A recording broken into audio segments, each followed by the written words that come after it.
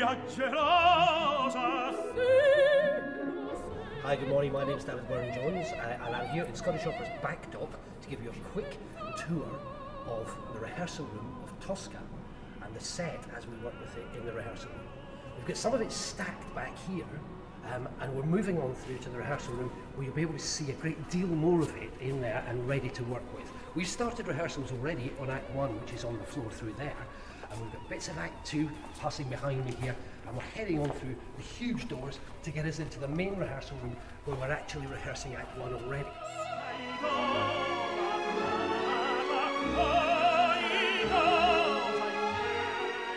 This is our main rehearsal room where we've already started work on this fabulous production.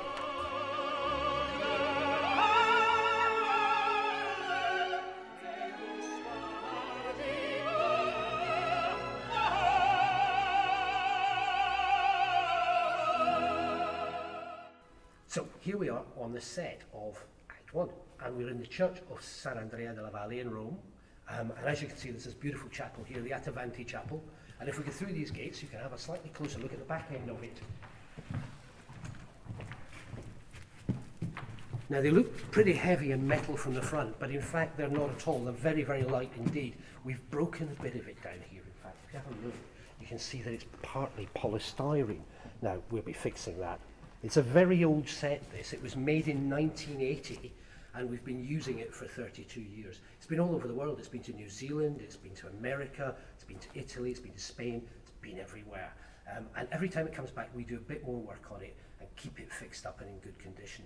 It was beautifully made at the time, and if you come around the back here, you'll be able to see some of the detail of how it's put together. Now, what looks very solid from the front, what looks like stonework from the front, as you can see, is just an enormous wooden box. And if you come around this side, you can see the kind of finish we've got on it. It's actually not solid at all in any way. It's extremely light. This font, for example, which looks like marble, you've actually got to screw this in place to make sure it doesn't fall over during the production. And there's a little screw hole in the back there you can see where the screw goes through, and you can see how many times it's been used. There are about 40 or 50 holes behind it where it's been put in. Of course, what you're seeing behind me is a fairly accurate representation of the church of Sant'Andrea della Valle in Rome, and the opera was originally set in 1800.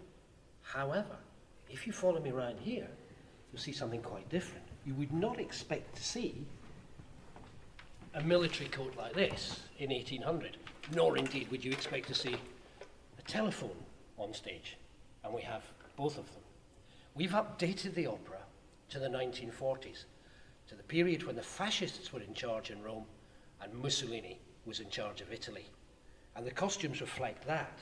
Ladies' costumes, very much 1940s dresses, Tosca in a beautiful fur coat at the beginning and a lovely long dress for the concert in Act 2, and the soldiers in fascist uniforms of Italy of the period.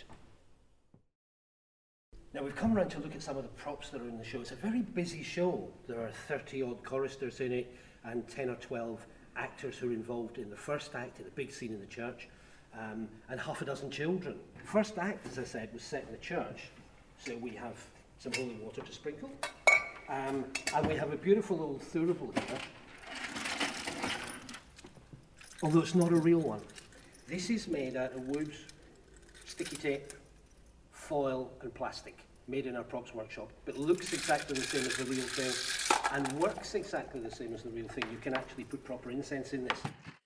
Now, we're heading on round to look at something from Act 3.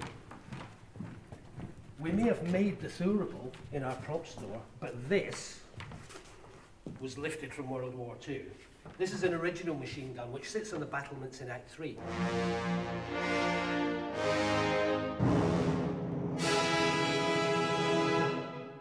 We're going to head on through now and have a look at Act 3, which is just sitting behind us in the rehearsal room in bits. We won't actually build it until we're rehearsing the scene. As you can see, the act opens at dawn, and there are bells ringing all over Rome. And on the top of the Castel Sant'Angelo, there's this bell here, which makes a beautiful sound, as you can hear. Another product of our marvellous props department. Now, it's set on the roof of the castle, And up on that roof, everything is this old Roman brickwork that you can see. Here we are on the roof of the Castel Sant'Angelo, but it all finishes up here at the back of the battlements, at the back of the set, in the dark moments at the end of the opera.